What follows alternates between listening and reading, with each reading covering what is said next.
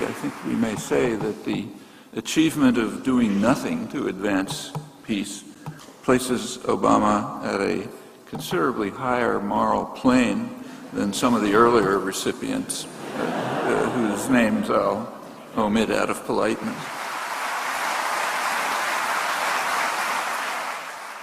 Thank you so much for joining us to talk about activism. Glad to be here. How would you describe this moment in history? What do you think is at stake right now? There's some very major issues at stake, which literally have to do with long-term species survival. One of them is environmental crisis. Another is the persistent threat of nuclear war. And then there are numerous other major crises. How did you first become an activist? What age were you? That's too long ago to talk about. Actually, my first article was in 4th grade when I was 10 years old, so about the rise of fascism in Spain. It was just never a choice. It was always there. What do you think the role of music and art is in social movements? It's always had a major role. So in the 60s, for example, although I'm a kind of old-fashioned conservative, I had tried to keep away from it, but rock music, Bob Dylan, all these things were very inspiring to a lot of young people. And if you go, the same here in Ireland. So mural art, for example, was a very significant part of the activist movements. And that's every popular movement in history that I know of anything about.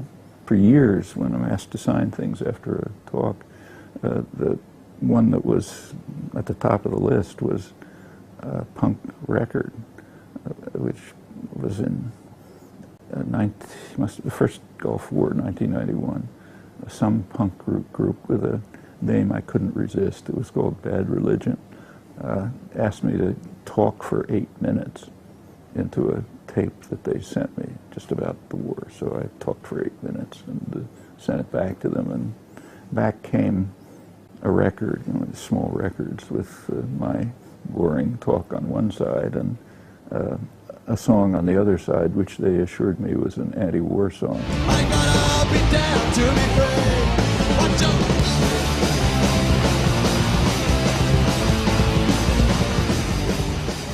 I couldn't make head or tail out of it, but I gave it to a friend who had a 14-year-old daughter, and she wrote me a very eloquent account of what it meant and where it fit in the punk scene and so on. So yeah, I've had some connection. So who inspires you right now? Is there anybody who's stepping up to provide these answers? To tell you the truth, I could never point in my lifetime to notable people who inspired me. So take, say, the Civil Rights Movement. Very important development, and Martin Luther King was a very admirable person, but he didn't inspire me. What inspired me was SNCC workers, students mostly, young students, first from black colleges in the South, joined by others who sat in on lunch counters and rode in freedom buses and were getting beaten and killed, and basically laid the groundwork for a popular movement where Martin Luther King could come and be an eloquent spokesman. This unprecedented gathering of young people, I cannot help thinking that 100 years from now, the historians will be calling this not the Beat Generation, but the generation of integration. I'm sure he would have agreed that the movement was created and led by the young activists on the ground. Most of them are gone from history, as is usually the case. So why is all the energy on the right as opposed to the left right now in terms of people protesting? There's an easy answer from the right. The easy answer is rich liberals own the banks, own the media, run the government.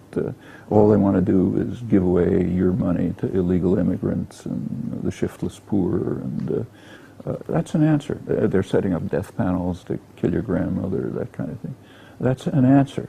It's a totally insane answer, but it's an answer. I don't understand what's going on. We've got to wake the people up to realize that our country is just going down the tubes, and our government is doing it. And people want an answer. they're not getting any other answer.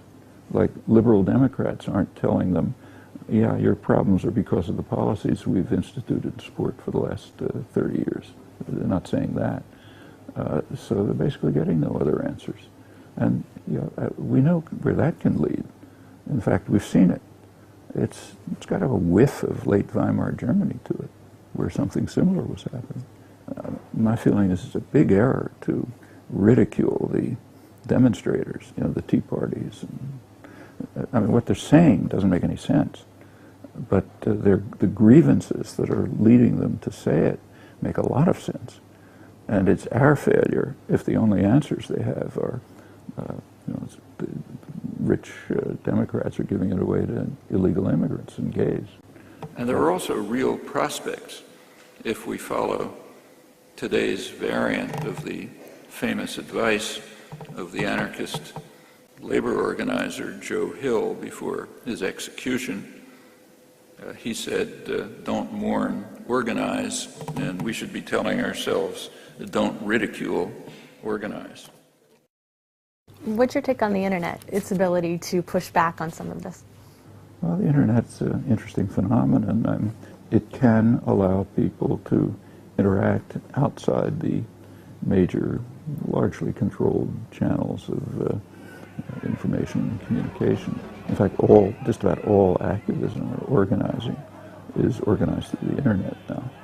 Now, a lot of people, as they grow older, become more conservative, but you've stayed pretty radical. How did you do that? There are people who've sort of said, okay, I'll accept society as it is, with its injustice, its oppression, its dangers, its threat to species survival. Yeah, it's an easy path to take. It's the usual path.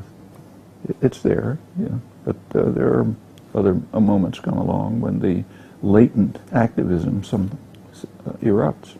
Now, I, for example, didn't have to be an enthusiast for Barack Obama, but his campaign did energize lots of people, which means they were ready to be energized and they needed some kind of spark to set them off. 40 years ago, or for that matter, 10 years ago, it would have been unthinkable for the Democratic Party to field two candidates, a woman and an African American. And whatever one thinks of the Obama administration, it's no small thing for a black family to be in the White House. I joined the Obama campaign in 2000, and he talked about there being something out there that was bigger than he was, and he recognized that. And so what do you think that thing was? The thing was a profound concern about the direction in which society is moving. Now, that's not a marginal concern. 80% of the population thought that the country was going in the wrong direction.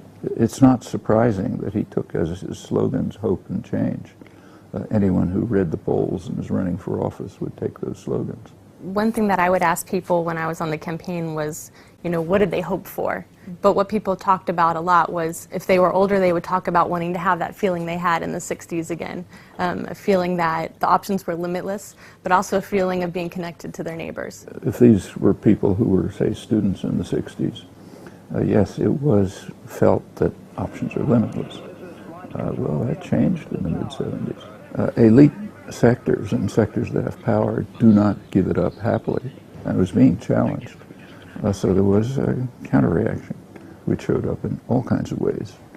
Such simple ways as, say, raising tuition. If students come out of college with a debt burden, they're trapped.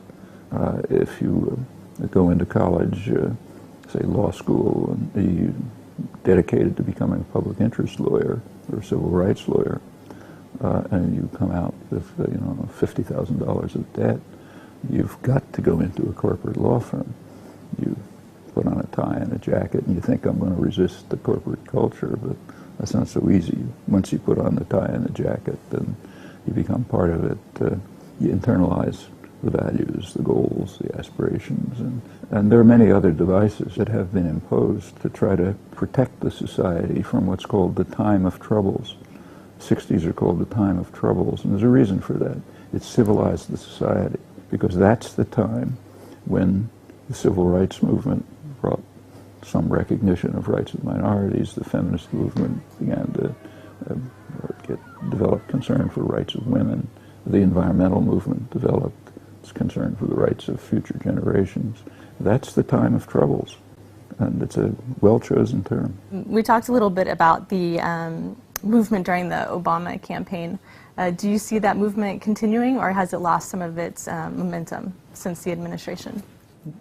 Well, a lot of people were energized. Every single day that we're in Washington, because Joe and I are committed to leading a government that is accountable, not just to the wealthy or to the well-connected, but to you. So now you have what is literally called Obama's Army. It's a marketing system. In fact, Obama, as I'm sure you know, won the advertising industry award for the best marketing campaign of 2008. The Obama campaign has been pretty explicit about what they expect of Obama's Army. They expect it to wait for instructions and then to go out and press forward with what they call the Obama brand. Well, that's one option. The other option is they'll say, I'm not an agent of an advertising campaign, and I'm going to do what's right. And which choice is made is going to make a big difference. Actually, there's something similar at the Kennedy period. Kennedy also energized a lot of people, the Camelot, the glamour, and so on and so forth. And when they were disillusioned, as of course they were very quickly, they had a choice.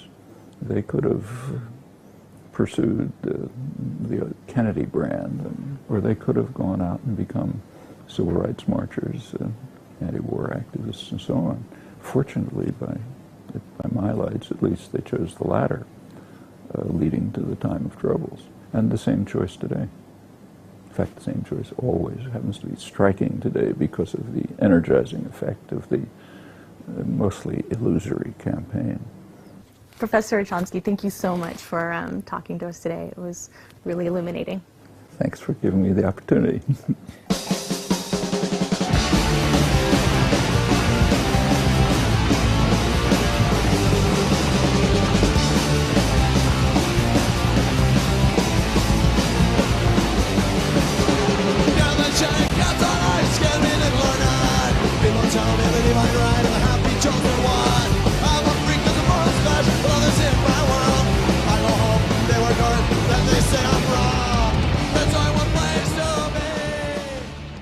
Persistent threat of nuclear war. And then there are numerous other major crises. How did you first become an activist? What age were you? That's too long ago to talk about. Actually my first article was in 4th grade when I was 10 years old, so about the rise of fascism in Spain. It was just never a choice. It was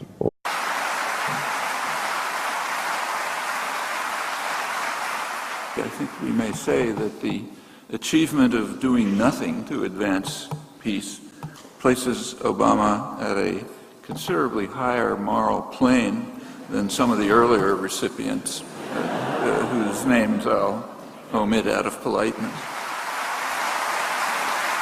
always there. What do you think the role of music and art is in social movements? It's always had a major role. So in the 60s, for example, although I'm a kind of old-fashioned conservative, I had tried to keep away from it, but rock music, Bob Dylan, all these things were very inspiring to a lot of young people. And if you go, the same here now. Thank you so much for joining us to talk about activism. Glad to be here. How would you describe this moment in history? What do you think is at stake right now? There's some very major issues at stake, which literally have to do with long-term species survival. One of them is environmental crisis.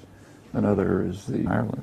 So mural art, for example, was a very significant part of the activist movement. And that's every popular movement in history that I know of anything about. For years, when I'm asked to sign things after a talk, the one that was at the top of the list was a punk record.